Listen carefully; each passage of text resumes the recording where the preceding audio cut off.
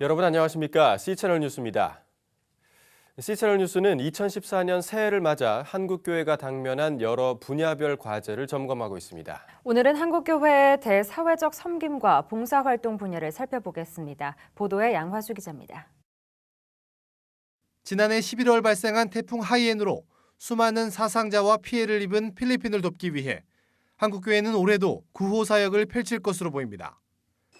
필리핀 구호 한국교회 연합을 결성한 가운데 현재 40여 개 교단과 단체가 협력하고 있으며 초기 단계 식량과 구호, 의료 지원에 이어 올해는 무너진 가옥을 세우는 일로 사역이 확대될 전망입니다. 하지만 일부 교단과 단체가 독자적으로 활동함으로써 당초 계획했던 연합 정신이 희석되거나 필리핀 재난 현장의 회복 속도에 비해 국내의 관심이 빠르게 식고 있는 문제 등에 대해서는 시급한 대책 마련이 요구됩니다. 한편 사회적 약자를 위한 정부의 복지 정책이 후퇴하고 있는 점도 올 한해 한국교회가 관심을 가져야 할 점으로 분석됩니다. 노령 기초연금 보장과 무상교육의 단계적 실시, 반값 등록금 실현 등이 묘연해진 가운데 한국교회는 복지 사각지대에 놓인 노인과 저소득층을 위한 섬김 활동을 더욱 강화해야 할 것으로 보입니다. 또 한국기독교 교회협의회 등이 중재와 해결책 마련에 나서고 있는 쌍용 자동차 사태 등도 올해 하루빨리 매듭져야 할 사회봉사 분야의 과제임은 분명합니다. 이와 함께 국내 거주하는 이주 노동자들과 다문화 가정에 대한 지원도 한국교회 사회봉사 영역에서 빼놓을 수 없는 부분입니다. 지난해 발표한 한국교회 희망봉사단의 이주민 선교조사 보고서에 따르면 2012년 말 기준으로 국내에는 140만 명의 이주민이 거주하고 있으며 앞으로 더 빠르게 늘어날 전망이지만 이들을 대상으로 하는 사역단체는 불과 200여 곳에도 못 미치는 것으로 나타났습니다. 국내 거주하는 이주민들이 중요한 선교 자원임을 감안하더라도 이에 대한 한국교회의 노력이 더 많이 필요할 것으로 분석됩니다. 선교 초기부터 한국교회는 사회적 섬김과 봉사를 통해 예수 그리스도의 사랑을 실천하며 복음을 전해왔습니다. 선교 130주년을 맞는 올해 더욱 내실 있는 대사회적 봉사활동을 통해 소외된 이웃들이 희망을 얻고 실추된 교회의 위상도 회복되길 기대합니다. C채널 뉴스 양화수입니다.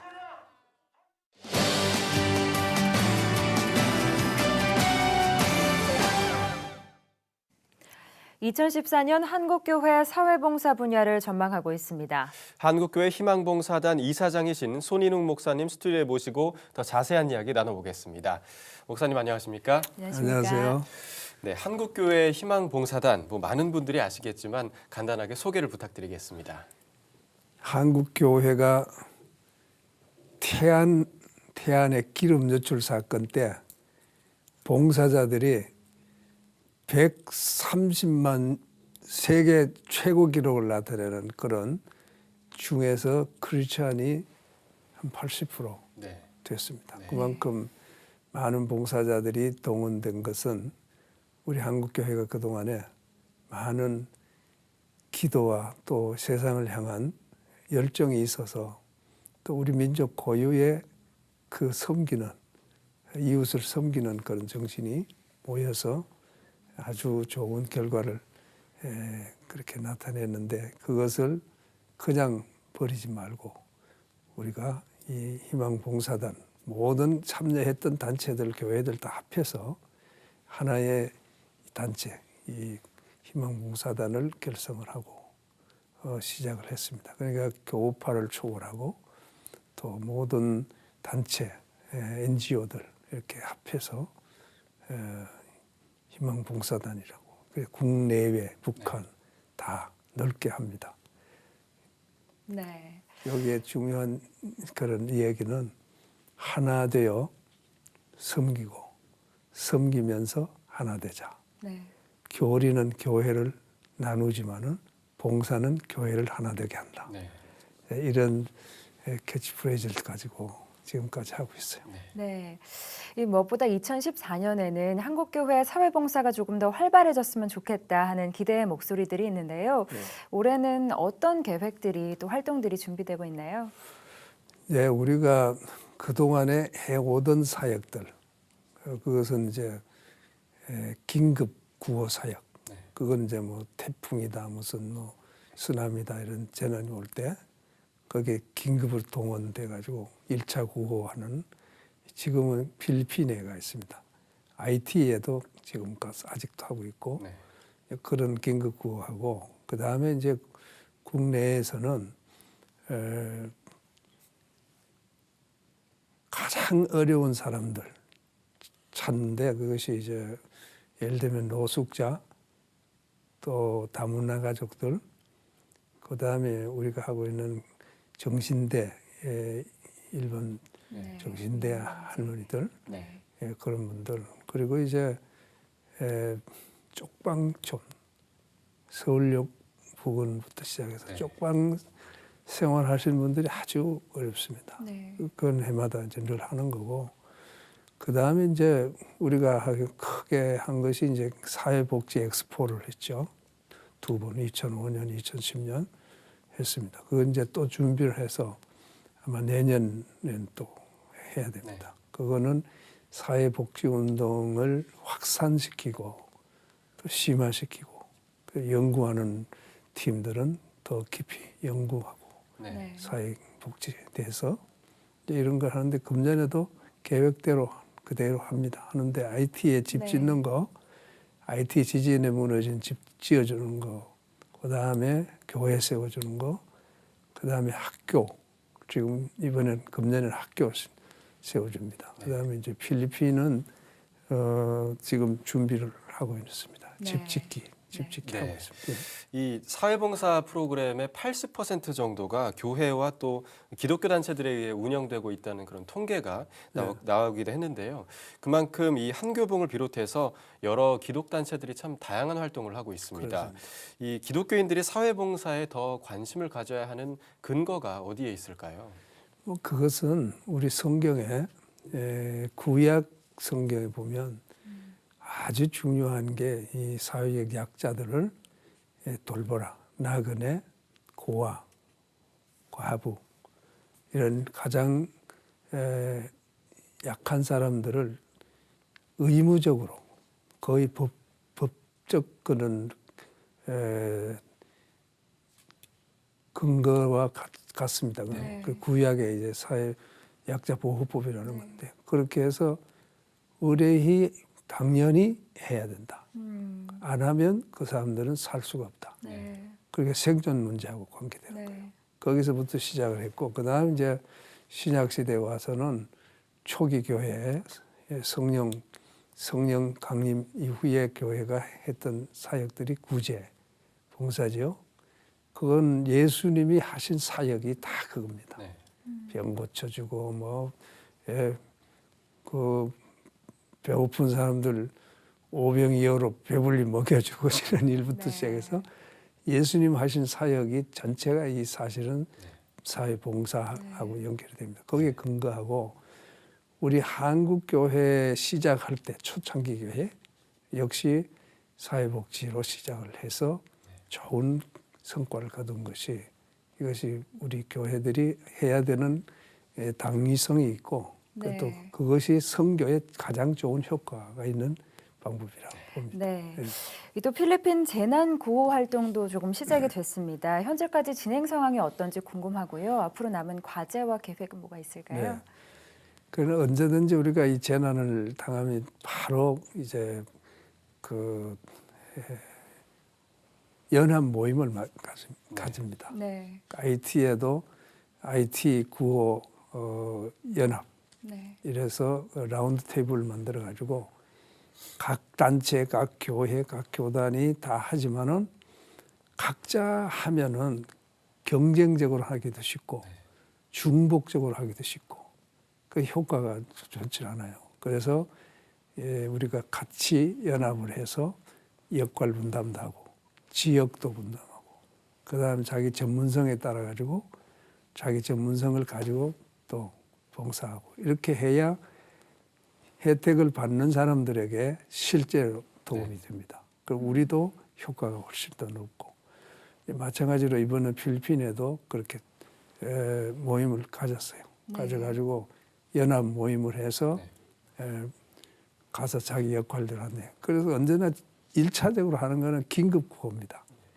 당장 그 사람들이 뭐 물도 없고 먹을 것도 없고 다치고 하잖아요.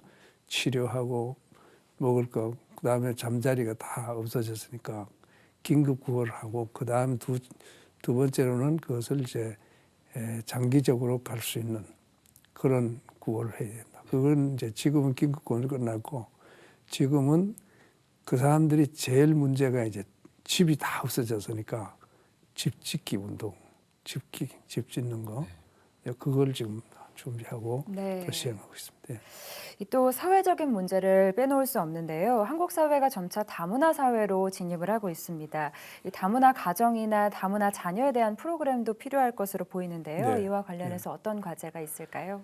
예, 이 다문화라는 건 사실 우리 한국인들에게는 좀 좋지 않은 그런 너무 혈통주의라 이래가지고 외국인들을 좀 홀대한 그런 역사가 있어요. 네. 예, 그래서 외국인들 얘기 들어보면 한국은 참 단일 민족이다 뭐 이래서 그 다문화 가족들에 대해서 좀 소홀하다 이제 그런 말을 듣습니다. 그런데 지금은 이제 인구가 다문화 인구가 워낙 많아졌어요. 네. 많아졌습니다. 그리고 예를 들면 외국에 가서 살다가 온 사람들이 자신들이 외국에서 대접받은 경험을 이제 얘기를 합니다. 예, 처음에 가서 고생한 얘기도 하고 그러나 그 사람들이 고맙게 해줘서 우리가 이렇게 잘 살게 됐다 하는 그런 얘기도 하잖아요. 네. 지금 우리는 우리 한국을 찾아온 사람들, 이 다문화 가족들을 정말 잘 도와줘야 됩니다. 도와주고 보호를 하고 또 스스로 살 수 있도록 그렇게 모든 협력을 해야 됩니다. 왜냐하면 이들이 이제 우리가 외국에 가서 선교하는 것보다가 여기 찾아온 다문화 가족들에게 따뜻한 사랑과 그리고 또 여러 가지 빵과 이 모든 걸 제공함으로써 그 사람들이 복음을 받아들이면 그 사람들이 선교사가 돼서 다시 자기 조국으로 돌아갑니다. 네. 그 굉장히 중요한 거예요. 예. 이 밖에도 한국교회가 조금 관심을 가져야 할 여러 가지 사회 문제들이 있을 것 같은데요. 끝으로 한국교회에 당부하고 싶으신 말씀 한 말씀 부탁드립니다. 예, 한국 교회는 하나님께서 이렇게 복을 많이 주셔서 짧은 기간에 부흥이 됐잖아요. 그래서 이 부흥이 되면 모든 경제 이론에도 마찬가지지만은 복을 받으면 그걸 나누어야 되는 거예요. 네. 그래야 하나님이 또 복을 주시고 또 자기도 행복해지는 겁니다. 그러니까 교회가 이만큼 복을 받았으니까 우리는 이 사회를 향해서 또 어려운 우리 이웃을 향해서 적극적으로 나누어야 됩니다. 그런데 교회가 안에서 예배드리고 기도하고 뭐 성경 공부하는 이건 안쪽에 우리가 프로그램이죠. 우리만 아는 프로그램이에요, 사실은. 세상 사람들은 그게 안 보이죠. 근데 세상 사람들에게 교회가 뭘 하는지를 보이려고 하면은 이 사회 봉사를 해야 됩니다. 네. 이웃을 섬기고. 그러면 거기서 예수님이 보인단 말이에요. 그 예수님이 보이면 그 예수님 따라서 교회에 나오고 네. 이 사람들이 복음을 받아들이는 제일 좋은 가장 좋은 성과 있는 프로그램입니다. 그래서 교회가 잘해서 꽃을 피우고 향기를 내면 나비와 벌이 찾아옵니다. 네. 교회의 아름다운 향기를 세상으로 보내는 제일 좋은 방법이 이 사회봉사입니다. 네. 네. 이 세상에서 빛의 역할을 감당하라고 하신 하나님의 말씀처럼 한국교회는 교회뿐만 아니라 우리가 살고 있는 세상 또한 돌아봐야 할 사명이 있는 것 같습니다. 네, 그렇습니다. 성도들의 기도와 관심으로 한국교회가 더 많은 사회봉사를 감당할 수 있는 한 해가 되길 기대해 보겠습니다. 목사님 오늘 말씀 감사합니다. 감사합니다. 감사합니다. 예. 다음 소식입니다. 최근 한기총의 평강제일교회 박윤식 씨 이단 해제와 관련해 세계 한인기독교 이단대책협의회가 기자회견을 열었습니다. 기자회견에서 상임위원장 최삼경 목사는 한기총 홍재철 대표회장은 조작에 의해 박윤식 씨가 이단으로 규정됐다고 주장하지만 이는 사실이 아니라고 반박했습니다. 최 목사는 만약 조작이라면 홍 목사는 조작의 내용을 밝혀야 하지만 그렇지 못하고 있다고 강조했습니다. 또 허위 사실이 있을 경우 박윤식 씨는 자신을 고소해야 마땅하나 어떠한 고소도 없었다고 전했습니다. 이와 함께 최 목사는 자신이 예장통합총회와 합동총회 이단 결의에 영향을 미쳤다고 한 데 대해서도 통합총회는 자신이 속한 교단으로 연구에 참여했지만 합동총회는 총신대 교수진들의 만장일치 결의로 된 것으로 안다고 반박했습니다. 북한이 무려 12년째 전 세계에서 기독교 박해가 가장 심한 국가로 꼽혔습니다. 국제 오픈도어 선교회는 지난 8일 발표한 세계 박해 순위에서 북한이 12년째 1위를 차지했다며 북한에 있는 약 7만여 명의 그리스도인이 정치범 수용소에 갇혀 있고 성경을 소지하다 발각된 사람들은 수감 생활을 하거나 죽음을 맞고 있다고 밝혔습니다. 이번 순위에는 시리아와 파키스탄이 10위권에 진입했고 소말리아, 이라크, 아프가니스탄 등의 이슬람 국가들이 북한의 뒤를 이었습니다. 이어서 날씨를 전해드립니다. 날씨입니다. 한파가 절정에 이르겠습니다. 서울의 아침 기온이 영하 10도까지 떨어지겠는데요. 전국이 맑겠지만 중부지방의 경우 늦은 밤부터 산발적으로 눈이 날리는 곳이 있겠습니다. 아침 기온은 춘천 영하 14도, 서울 영하 10도까지 내려가겠습니다. 낮 최고 기온은 서울 영하 1도, 광주는 2도에 머물겠습니다. 바다의 물결은 제주도 남쪽 먼바다와 동해상에서 2에서 4m로 매우 높게 일다 낮아지겠습니다. 주간 날씨입니다. 주말에는 한파가 주춤하다가 월요일부터 기온이 떨어지겠습니다. 뉴스를 마칩니다. 시청해주신 여러분 고맙습니다.